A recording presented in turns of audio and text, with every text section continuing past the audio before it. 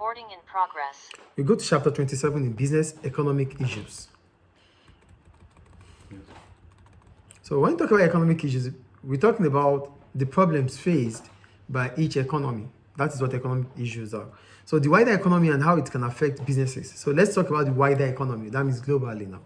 So what happens in the wider economy will affect businesses either directly or via their customers. Some of these external changes will be due to factors such as the business cycle or as a result of government policies such as changes in interest rates.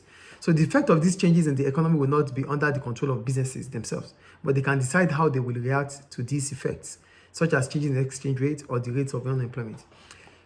The wider economy will change.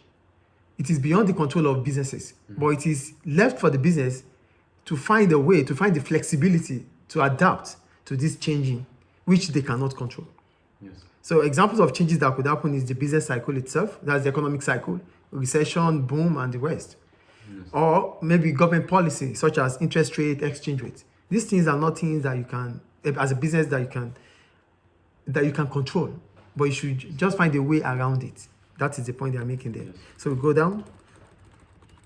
The main stages of the business cycle. Economic growth may not be achieved steadily every year. There are often years when the economy does not grow at all, or when the value of the GDP actually falls.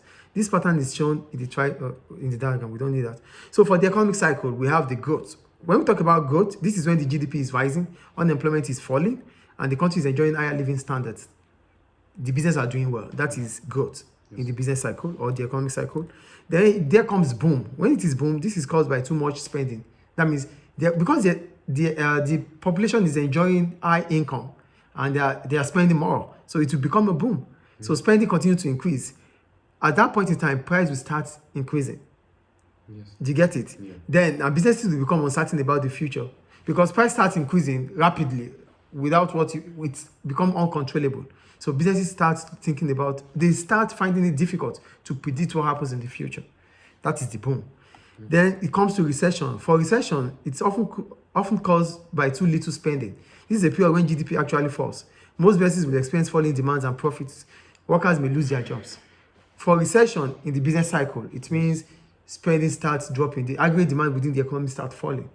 Then firms will be witnessing the fall in their revenue and profit. As a result, they might start laying off workers. So people might lose jobs during this period of time.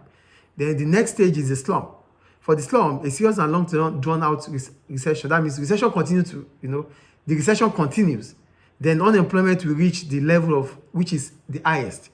At that point in time, price will fall because businesses want to try to survive. There's no money, there's no income. Income level has fallen, and businesses want to survive. So to survive, they have to sell at an affordable price to customers. So at that point in time, they will be losing too. That is the slump stage. And if things get back to normal, then growth will start, then the boom again. Do you understand? So this is what we call the business cycle, and the diagram is there. Any question about business cycle? So clearly, government will try to avoid the economy moving towards a recession or a slump, but will also want to reduce the chances of a boom. A boom with rapid inflation and high business costs can often lead to the condition that results into a recession. When the government would not want recession, government would not want slump, because slump brings about fall in aggregate demand, fall in revenue for businesses, unemployment will increase. They don't want to go into recession also, because with recession, higher standards of living would fall. But government would not want a boom, because with a boom, businesses would not understand what could happen in the future. It will bring about high inflation rates, because they might feel like, oh, people are spending now. Aggregate demand is increasing, so price will rise. So either slump or recession or boom is not what government would want to witness. As a result, they want to intervene in the economy to maintain that growth level. Is it clear? Yeah. Any question about the business cycle there? No. Great.